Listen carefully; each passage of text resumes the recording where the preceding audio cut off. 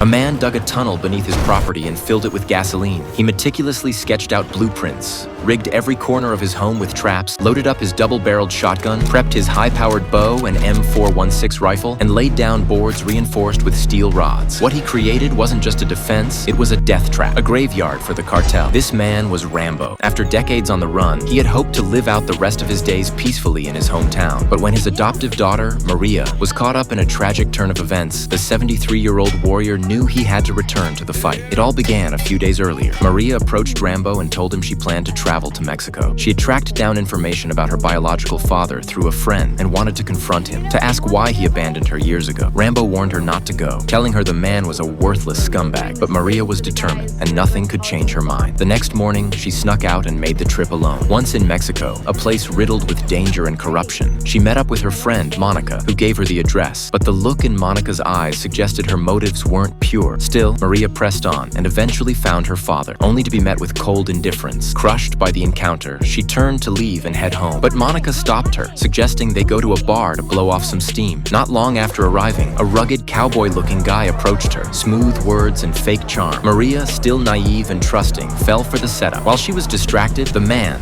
Jack, spiked her drink with a sedative. Meanwhile, back in the US, Rambo learned that Maria had gone to Mexico and, fearing for her safety, rushed after her. His first stop was Monica's place. When she wouldn't cooperate, and especially after he saw Maria's mother's bracelet on her wrist, Rambo lost his temper and slammed his signature knife into the table. Terrified, Monica led him to the people who had taken Maria. Rambo quickly tracked down Jack, careful not to alert anyone. He waited until Jack stepped outside. Then he struck, driving a blade deep into Jack's thigh and snapping his collarbone with brutal force. Writhing in pain, Jack gave up the location where Maria was being held. But as Rambo made his move, a mysterious woman followed him. As soon as he arrived at the hideout, cartel members swarmed the rooftop. Rambo was surrounded, facing a deadly trap.